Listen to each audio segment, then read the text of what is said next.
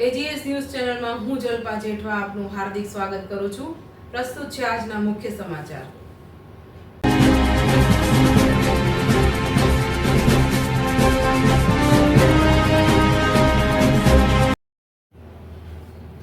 Sir T હોસ્પિટલમાં બ્લડની અછત।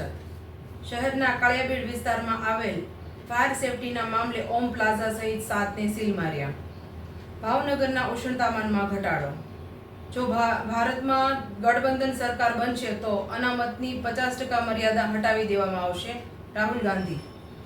કોડીનાર સ્થિત પ્રદૂષણ ફેલાવનાર અંબુજા સિમેન્ટ ફેક્ટરી ઘોર નિંદ્રામાં। રાજકોટ મહુડી ચોકડી પાસે પૂરપાટ ઝડપે ચાલતી કારે 3 લોકોને હડફેટે લીધા। રાજકોટ ગેમ ઝોન અગ્નિકાંડના આરોપીઓના કેસ કોઈ વકીલ લડશે નહીં, રાજકોટ બાર એસોસિએશનનો નિર્ણય। બળવંત ભવનના માલિકનો નિર્ણય, મિલકત લોકહિતના કાર્યમાં વપરાશે। સ્માર્ટ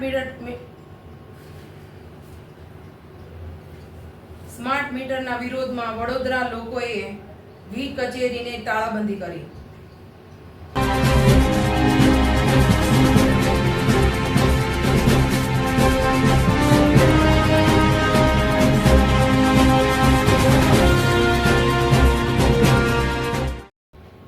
પાકિસ્તાનમાં હરિપુર કન્યા શાળામાં આગ, વિદ્યાર્થીઓનો આબાદ બચાવ।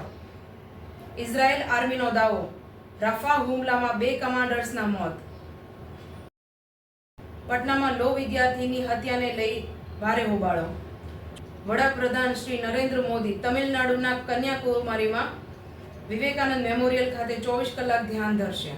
આપ નેતા આતિશીને દિલ્હીની કોર્ટ દ્વારા 29 જૂને હાજર થવા સમન્સ।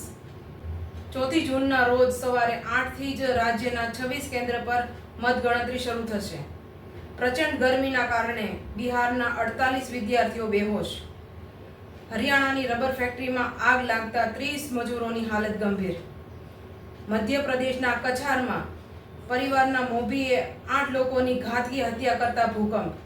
ઇઝરાયેલે પેલેસ્ટિયન કેમ્પ પર હુમલો કરતા 45 લોકોએ જીવ ગુમાવ્યા। ઈરાને યુરેનિયમનો જથ્થો વધાર્યો। રશિયા મધ્ય એશિયાનો સૌથી પહેલો ન્યુક્લિયર પાવર પ્લાન્ટ ઉઝબેકિસ્તાનમાં સ્થાપશે।